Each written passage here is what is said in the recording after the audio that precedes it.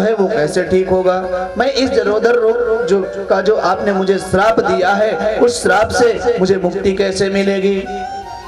तो वरुण देवता ने कहा कि आप ये हमारी आज्ञा है, आप इसको छोड़ दो और आपका ये जो जलोदर रोग है ये ठीक हो जाएगा। महाराज राजा ने उसे मुक्त किया। जब राजा ने उसे मुक्त किया उस समय ये हुआ कि ये पुत्र किसका अब होगा? ये राजा का पुत्र होगा कि ये वरुण देवता का पुत्र होगा कि ये अजिगर्द का पुत्र होगा या ये विश्वामित्र जी का पुत्र होगा? महाराज सभी लोग मन में विचार करने लगे, आपस में मंत्रणा करने लगे। उस समय गुरु वशिष्ठ ने कहा कि ये पुत्र पिता 5 प्रकार के होते हैं।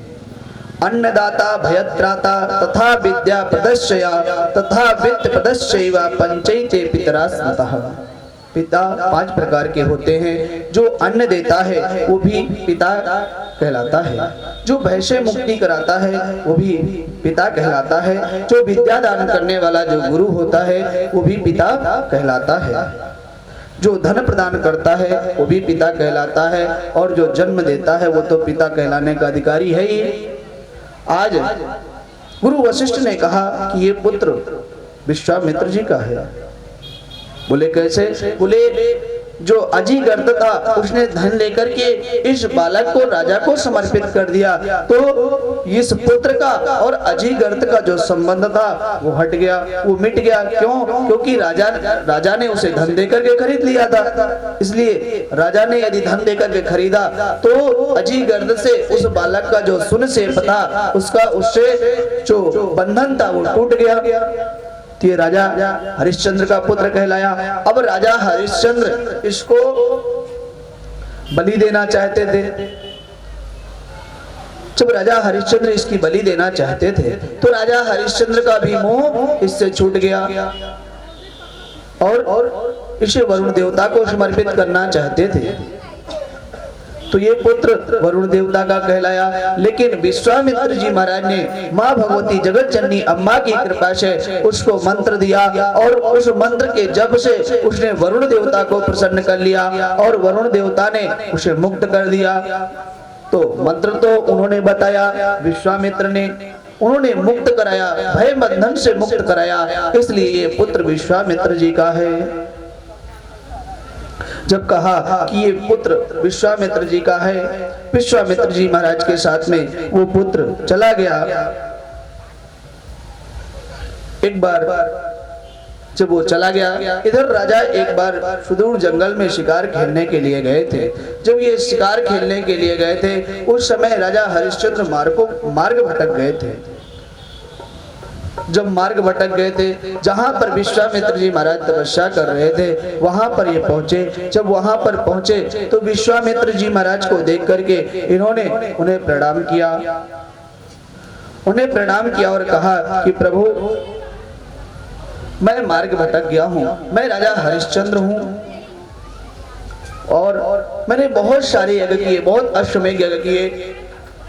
मैंने ब्राह्मण देवताओं के सामने प्रतिज्ञा की थी कि जिसको जो कुछ भी चाहिए वो मांग ले। अब जब कहा कि जो भी कुछ चाहिए वो मांग ले। आज विश्वामित्र जी महाराज ने कहा कि राजन जब तुम यहाँ तक आ ही गए हो तो ये बड़ा ही तीर्थ स्थल है, इस तीर्थ स्थल में आप स्नान करो और उसके बाद संकल्प करो। जब कहा कि संकल्प करो, राजा ने क्या किया? स्नान किया तीर्थ में और स्नान करके उनसे संकल्प किया कि जो भी आप मांगोगे वो मैं आपको अवश्य प्रदान करूंगा। तो विश्वामित्र जी ने कहा कि एक पुत्र है, उस बालक का विवाह करना है, एक कन्या है उसका विवाह करना है, उसके विवाह के लिए धन सामग्री की आवश्यकता होगी। तो राजा ने कहा कि जितना भी धन लगेगा उस कन्या के विवाह में मैं अपनी तरफ से दूंगा, आप चिंता मत कीजिए। आज जब स्नान करके राजा हरिश्चंद्र बाहर आए और संकल्प किया, संकल्प करके उन्होंने प्रतिज्ञा कर ली कि मैं आपको, आप जो कुछ भी मांगेंगे मैं आपको समर्पित करूंगा, आपको मैं दूंगा। जब कहा कि मैं आपको समर्पित करूंगा और मैं आपको दूंगा, उस समय विश्वामित्र जी ने उन दोनों के सामने कन्या को प्रकट किया और बालक और कन्या के लिए कहा राजा हरिश्चंद्र से कि यही बालक और कन्या का विवाह होना है, आप इन्हें धन सामग्री इत्यादि समर्पित करिए। राजा ने कह दिया कि जो मेरे राज्य का सुख है वो मैं इनको समर्पित करता हूँ।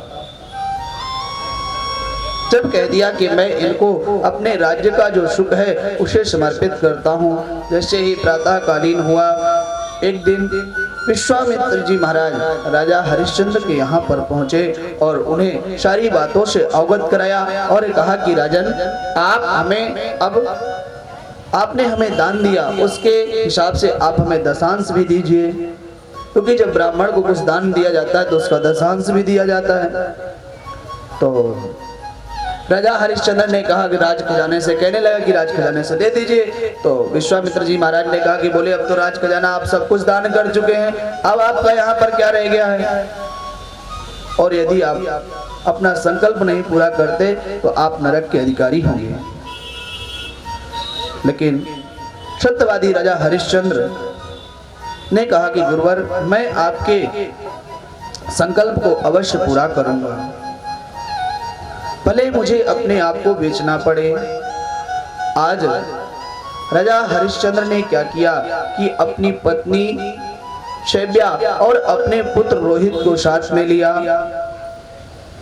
और अपने आप को बेचने के लिए महाराज काशी नगरी के लिए चल दिया।